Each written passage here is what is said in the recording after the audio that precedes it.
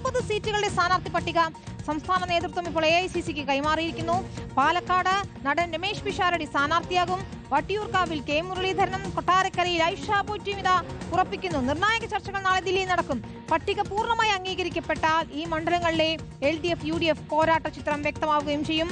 റോഷിപ്പാലും റഹീസ് റഷീദുമാണ് ചേരുന്നത്. റോഷിപ്പാൽ, മണ്ഡല ചിത്രങ്ങൾ തെളിയുകയാണ്. ഇപ്പോൾ പ്രധാനപ്പെട്ട മിക്ക മണ്ഡലങ്ങളിലും സ്ഥാനാർത്ഥികളെ ഏതാണ്ട് പ്രഖ്യാപിച്ച നിലയാണെന്ന് പറയാൻ സാധിക്കും. ഒറ്റപ്പേരിലേക്ക് എത്തിയിരിക്കുന്നു വിവിധ മണ്ഡലങ്ങളിൽ. ആദ്യഘട്ടത്തിൽ ഏതൊക്കെ മണ്ഡലങ്ങളായിരിക്കും ഈ സ്ഥാനാർത്ഥികളുടെ പേര് പ്രഖ്യാപിക്കുക? വിനിത, കോൺഗ്രസ് മാരത്തോൺ ചർച്ചകൾക്കൊടുവിലാണ് സ്ഥാനാർത്ഥികളുടെ അന്തിമ പട്ടിക തയ്യാറാക്കുന്നത്. പല സർവേകളുണ്ട്. അത് കനകോലുവിൻ്റെ നേതൃത്വത്തിൽ മാത്രമല്ല, മറ്റു ചില സ്വകാര്യ ഏജൻസികളടക്കം നടത്തിയ സർവേകൾ. ഈ സർവേകളുടെ ഒക്കെ അടിസ്ഥാനത്തിൽ വിജയസാധ്യത മാത്രം മാനദണ്ഡമാക്കിയാണ് സ്ഥാനാർത്ഥി പട്ടിക തയ്യാറാക്കിയത്. 60 മണ്ഡലങ്ങളിലെ സ്ഥാനാർത്ഥികൾ ഒറ്റപ്പേരിലേക്ക് കോൺഗ്രസ് നേതൃത്വം എത്തിയത് ഹൈക്കമാൻഡ് കൈമാറിയിട്ടുണ്ട്. അതിൽ 20 സിറ്റിംഗ് സീറ്റുകളുണ്ട്.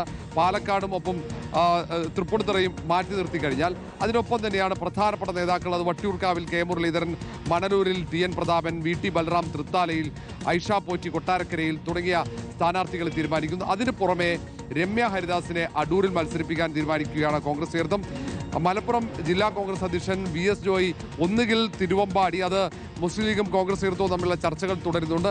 സീറ്റ് വിട്ടുകിട്ടിയാൽ തിരുവമ്പാടി, അല്ലെങ്കിൽ തവന്നൂരിൽ തന്നെ മത്സരിപ്പിക്കാനുള്ള തീരുമാനമാണ്. രമേശ് പിഷാരടി പാലക്കാട്ട് മത്സരിക്കുമ്പോൾ കെ തുളസി കോങ്ങാട് ജനവിധി തേടും. TV മോഹനേന്ദ്രൻ അവിടെ തൃശ്ശൂരിൽ മത്സരിക്കുന്നു.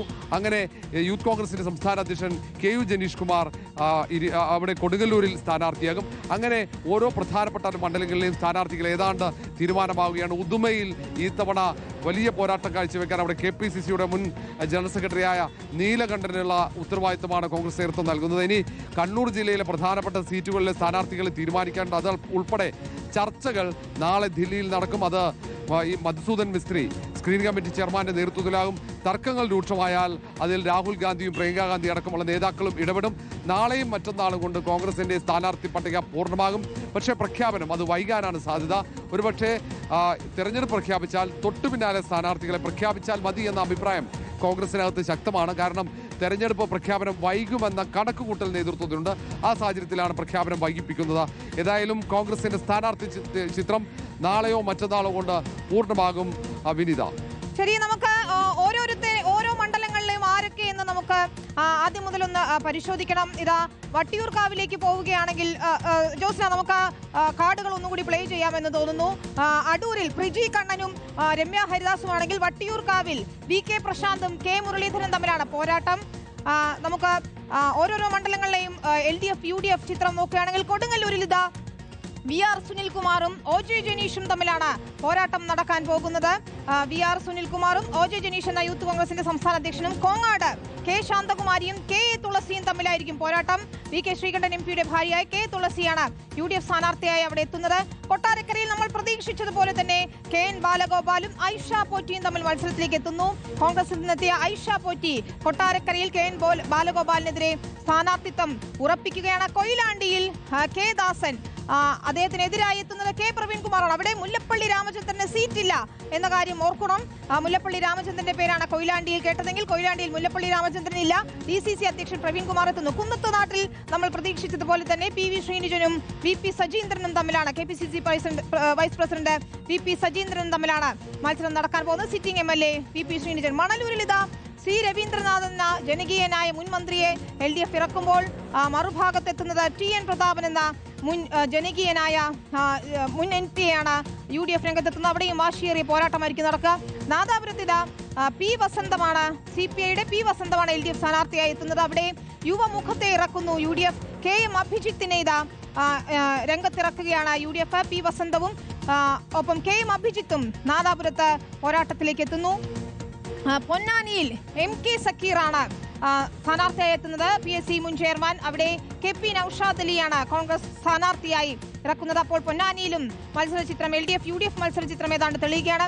തൃശൂരിൽ ആലങ്കോട് ലീലാകൃഷ്ണനും TV ചന്ദ്രമോഹനും തമ്മിലാണ് മത്സരം. LDFനായി കവി ആലങ്കോട് ലീലാകൃഷ്ണൻ എത്തുമ്പോൾ UDFനായി TV ചന്ദ്രമോഹനെയാണ് രംഗത്തിറക്കാൻ പോകുന്നത്. ഏറെ ശ്രദ്ധേയമായ ഒരു മണ്ഡലമാണ് തൃശൂർ. ഉദുമയിൽ CH കുഞ്ഞമ്പുവിനെതിരെ K നീലകണ്ഠനെയാണ് UDF ഇപ്പോൾ രംഗത്തിറക്കാൻ പോകുന്നത്. ഉദുമയിലെ ചിത്രം നോക്കിയാൽ CH കുഞ്ഞമ്പുവും K നീലകണ്ഠനും തമ്മിലാണ് പ്രധാനപ്പെട്ട മത്സരം. ഇതാണ് LDF UDF സ്ഥാനാർത്ഥി ചിത്രം. ഇനി ഇതിലേക്ക് NDAയുടെ സ്ഥാനാർത്ഥികളെ കൂടി പ്രഖ്യാപിക്കേണ്ടതുണ്ട്. റഹീസ് റഷീദ് ഇപ്പോൾ ഏതാണ്ട് LDFന്റെ ഉറച്ച മണ്ഡലങ്ങളിൽ പലതരത്തിലുള്ള പരീക്ഷണങ്ങൾക്കും ഒരുങ്ങുന്നുണ്ട്. ഇപ്പോൾ മുല്ലപ്പള്ളി രാമചന്ദ്രൻ മത്സരിക്കുമെന്ന് കരുതിയ കൊയിലാണ്ടിയിൽ അഭിജിത്തിനെയാണ് ഇറക്കുന്നത്. അവിടെ മത്സരചിത്രം തെളിയുകയും ചെയ്യുന്നു. അങ്ങനെ LDFും UDFും നെക്ക് ആൻഡ് നെക്ക് മത്സരം നടക്കുന്ന പല മണ്ഡലങ്ങൾ ഉണ്ടാകുന്നു എന്നുള്ളതാണ്. 60 സീറ്റുകളിലെ സ്ഥാനാർത്ഥികളെ UDF ഉറപ്പിക്കുമ്പോൾ CPIയിൽ പലരും പ്രചാരണം തന്നെ തുടങ്ങിക്കഴിഞ്ഞു ഈ വിവാദങ്ങൾക്കിടെ, അല്ലേ? വിനിത, LDFിൽ ഏതാണ്ട് 105 സീറ്റുകളിൽ ഇതിനകം തന്നെ സ്ഥാനാർത്ഥികളുടെ കാര്യത്തിൽ ഉറപ്പായിട്ടുണ്ട്. CPIM മത്സരിക്കുന്ന 86 സീറ്റിൽ ഏതാണ്ട് 80 സീറ്റിലും സ്ഥാനാർത്ഥികളിൽ ഇനി ഒരു മാറ്റവും വരില്ല. CPIയുടെ 25 സ്ഥാനാർത്ഥികളെ തീരുമാനിച്ചു കഴിഞ്ഞു. പ്രഖ്യാപനം മാത്രമാണ് ഇനി ബാക്കിയുള്ളത്. വളരെ കുറച്ച് മണ്ഡലങ്ങളിൽ മാത്രമാണ് ഇനി LDFിനകത്ത് ചർച്ചകൾ നടക്കുന്നത്.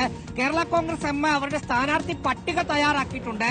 പക്ഷേ 12 സീറ്റ് കഴിഞ്ഞ തവണ മത്സരിച്ചത് 13 വേണം എന്ന ആവശ്യത്തിൽ ഉഭയകക്ഷി ചർച്ച മുടങ്ങിക്കിടക്കുകയാണ്. അതുകൂടി കഴിഞ്ഞാൽ അവരുടെ സ്ഥാനാർത്ഥികളെ കൂടി പ്രഖ്യാപിക്കും. ഇന്ത്യൻ സോഷ്യലിസ്റ്റ് ജനതാദൾ 4 സീറ്റിൽ മത്സരിക്കുന്നു. അതിൽ ചിറ്റൂരിൽ മുരുകദാസ് മത്സരിക്കും എന്ന കാര്യം ഉറപ്പായി. തിരുവല്ലയിൽ മാത്യു ടി തോമസ് തന്നെയായിരിക്കും മത്സരിക്കുക. മറ്റ് 2 സ്ഥലത്തും സ്ഥാനാർത്ഥികളെ ഉടൻ തീരുമാനിക്കും. RJD സ്ഥാനാർത്ഥികൾ ഉടനാകും, INLന്റെ സ്ഥാനാർത്ഥികൾ ഉടനാകും. ഇനിയുള്ളത് ചില സ്വതന്ത്ര സ്ഥാനാർത്ഥികളെ മത്സരിപ്പിക്കുകയാണ്. INL കൊടുവള്ളി സീറ്റ് വേണം എന്ന ആവശ്യം CPIMന് മുന്നിൽ വെച്ചിട്ടുണ്ട്. അതിൽ ഒരു അനുകൂല തീരുമാനമാകുമെന്ന് അവർ കരുതുന്നുണ്ട്. ആ തരത്തിൽ ചില കാര്യങ്ങൾ മാത്രമാണുള്ളത്.